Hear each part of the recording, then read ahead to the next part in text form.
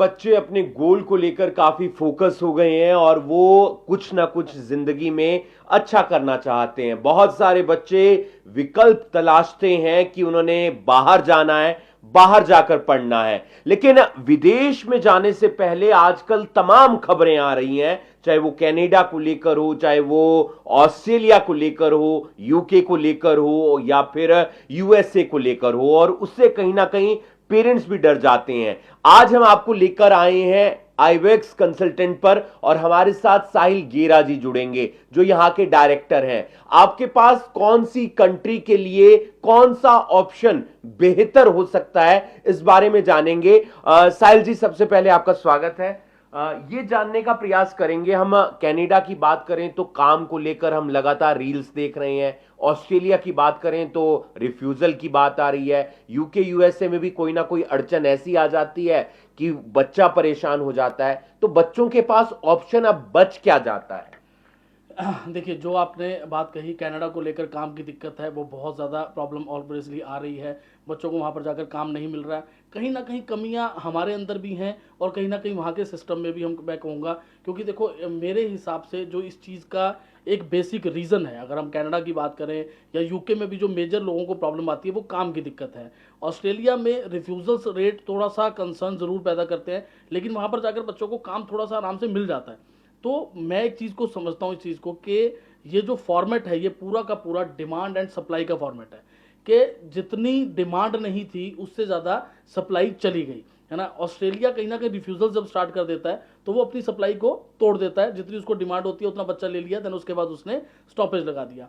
Canada की हम बात करते हैं तो लाखों बच्चा पहुंच गया, इतनी की तो ज़रूरत ही नहीं थी, है ना। और यूके की भी हम बात करें तो यूके में महंगाई बढ़ने का रीज़न क्या है? रेंटल्स बढ़ गए, देन उसके बाद अगर आप वहाँ के ग्रोसरी की बात करें, हर चीज़ की बात करें, तो मतलब बच्चा वहाँ पर अपने आप को कॉप अप नहीं कर पाता, क्योंकि महंगाई कमाई बहुत इतनी ज़्यादा, है नहीं, महंगाई ज्यादा हो गई है। काम मिल नहीं रहा। तो देखो, कम महंगाई से फर्क नहीं पड़ता। अगर पैसा आ रहा है तो महंगाई से किसको फर्क पड़ता है? किसी को नहीं। पैसा ना आने के बाद अगर महंगाई बढ़ जाए तो वो बहुत बड़ा कंसर्न रेज हो जाता है। तो उसका एक सबसे बड़ा ये यूके के इशू है।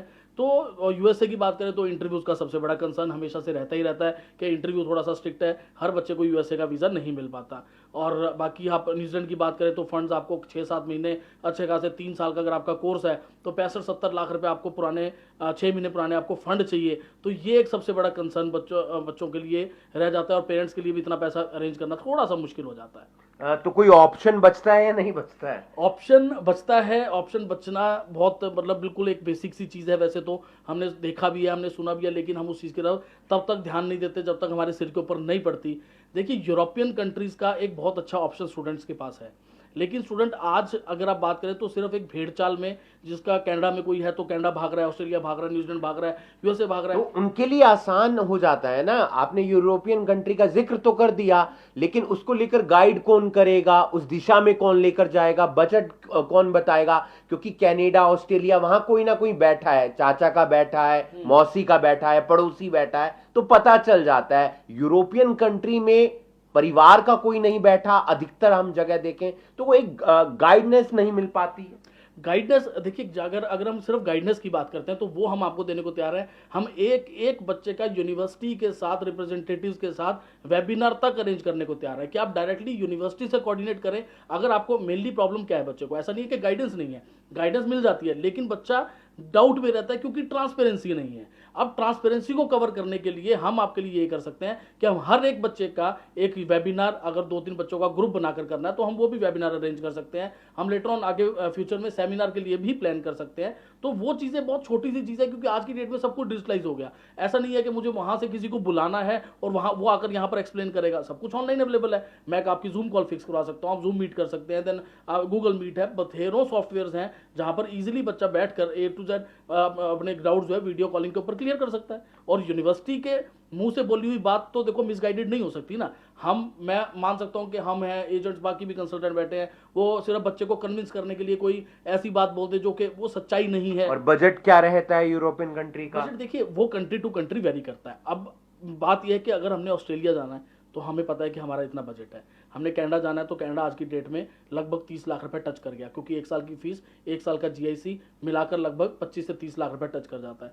अगर हम एक अच्छी कंट्री, उसी तरीके से हम यूरोप में आ जाते हैं, हम एक अच्छी कंट्री की अगर बात करते हैं, फॉर एग्जाम्पल हम जर्मनी की बात करते हैं।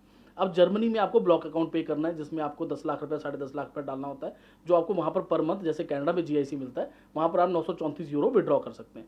इसी वजह से इसका खर्चा थोड़ा सा आप लगाकर चलो कि 17-18 के आसपास टच करता है, नहीं तो अदरवाइज किसी भी यूरोपियन कंट्री का खर्चा आपका 10 से 11 लाख रुपए से ऊपर नहीं जाता। मतलब जर्मनी का थोड़ा सा ज्यादा है बाकी कंट्रीज के अलावा, जो यूरोपियन कंट्रीज है। नहीं, जर्मनी की भी अगर आप फीस देखें तो फीस तो बराबर ही है, लेकिन उसमें ब्लॉक अकाउंट एक्स्ट्रा जा रहा है, क्योंकि वो पैसा तो रिफंडेबल है ना, आपको तो मिल रहा है, वापस मिल रहा है पर मंथ। सिर्फ आपकी सिक्योरिटी के लिए वो पैसा आपसे लिया जा रहा है कि वहां पर आपको फाइनेंशियली कोई प्रॉब्लम ना आए। जैसे कनाडा लेता है, न्यूजीलैंड लेता है, सेम उसी तरीके से ब्लॉक अकाउंट पे किया जाता है। तो वो आपकी सिक्योरिटी के लिए, वो पैसा हम इन्वेस्टमेंट नहीं कह सकते उसको, वो हमारा ही पैसा जो हमें वापस मिलेगा, तो उसमें कोई कंसर्न नहीं है। बाकी फीस तो ऑलमोस्ट सेम है, 10 लाख रुपए से ऊपर साल की फीस किसी भी कंट्री की नहीं है। आप जर्मनी बात कर लो, आप इटली की बात कर लो, आप स्पेन की बात कर लो, आप डेनमार्क की बात कर लो। देन उसके बाद अगर अब मतलब बहुत बड़ा बजट हमारे पास नहीं है, अब हम सोचते हैं कि अगर हमने इन्हीं अच्छी कंट्रीज में जाना है तो 10 से 12 लाख रुपए बजट तो चाहिए ही चाहिए। अब आप कहते हो कि नहीं जी हमारे पास तो इतना बजट भी नहीं है, लातविया, लिथुआनिया 3-3, 3.5 लाख रुपए आपकी साल की फीस है, तो कहाँ प्रॉब्लम है? मुझे समझ नहीं आती कि सिर्फ और सिर्फ हम अपना माइंडसेट चेंज करने की जरूरत है, जो डिमांड सप्लाई का जो फॉर्मेट है उसको समझने की जरूरत है कि कनाडा में अभी स्टेगनेंसी आ चुकी है, ऑस्ट्रेलिया रिफ्यूजल दे रहा है। अदरवाइज अगर आप ऑस्ट्रेलिया की सिर्फ रिफ्यूजल की बात ना करें, काफी बच्चों को डिटेन करा हुआ है वहां पे, डिटेन करने के बाद बच्चों को डिपोर्ट किया जा रहा है क्योंकि वो ओवर टाइम काम कर रहे थे या कुछ डॉक्यूमेंटेशन की रीजन। पैसा वापस कैसे आएगा? वहां तो पता है कि ये नौकरी करनी है, ऐसे ऐसे करनी है, तो हर कोई वही चाहता है। देखिए इसके ऊपर एक सिंपल सी मैं लाइन कहूंगा, हम लोग स्टडी वीजा को as a work permit use कर रहे थे बाकी कंट्रीज में, यहां वो नहीं हो पाएगा।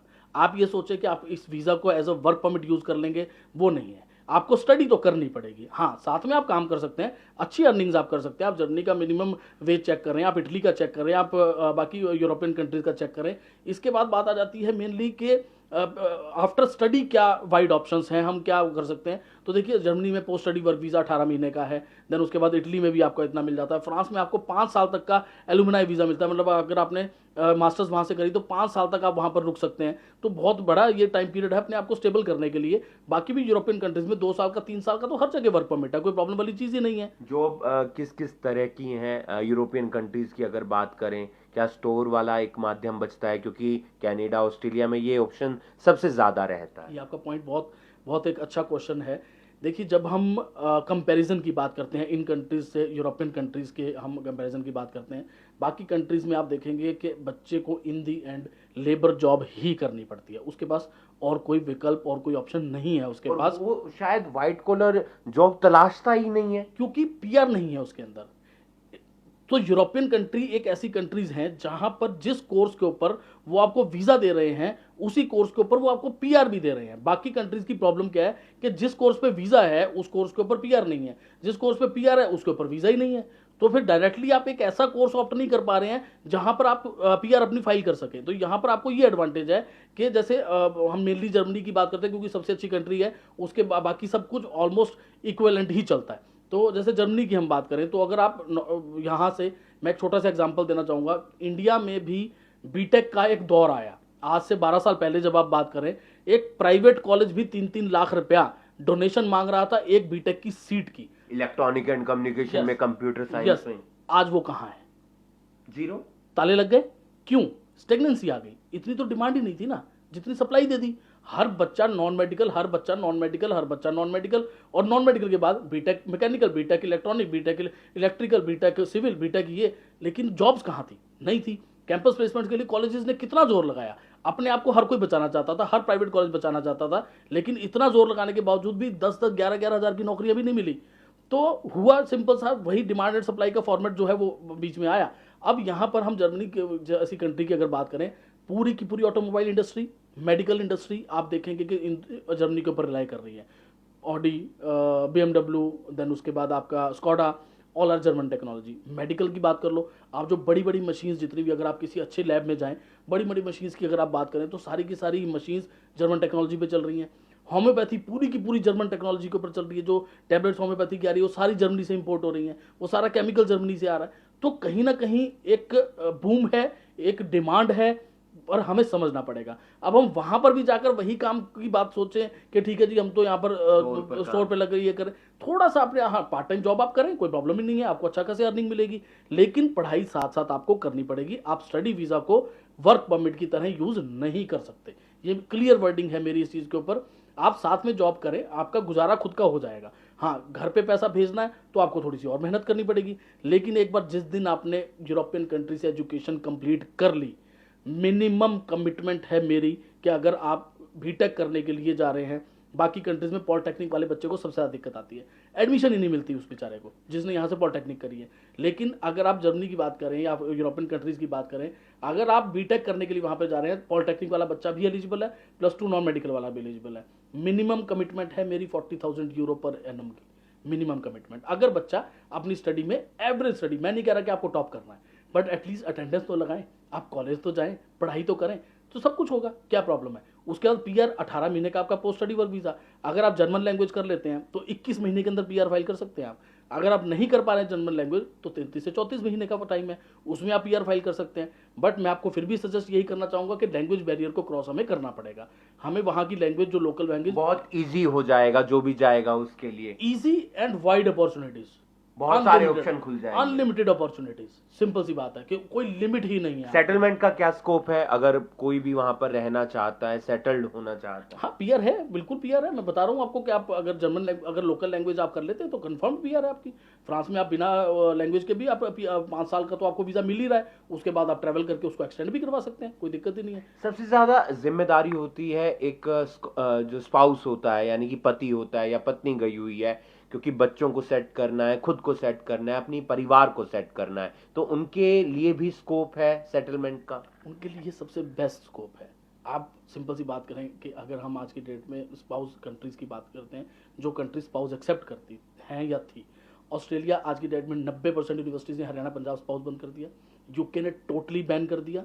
देन उसके बाद अगर हम कनाडा की बात करें, कनाडा ने ओपन किया था, आज की डेट में सिर्फ मास्टर्स या डॉक्टरेट वाले बच्चे को आपको स्पाउस मिलेगा, अदरवाइज नहीं मिलेगा। बैरियर लगा दिया है। क्यों? रीजन सिंपल सा है कि स्टडी वाले बच्चे को तो जॉब ही नहीं मिल रही है। आप एक छोटी सी बात करें, आपके पास, आपकी भी एक कंपनी है, आपके पास एक बंदा आया जो कि कह रहा है कि जी मैं दिन में आपके पास 2 घंटे काम कर सकता हूँ। एक तरफ से एक इंसान आया जो कह रहा है जी मैं तो आपके पास 8 घंटे काम कर सकता हूँ। आप किसको प्रेफर करेंगे? 8 घंटे वाला। ऑब्वियसली सेम चीज वहां पर हो रही है।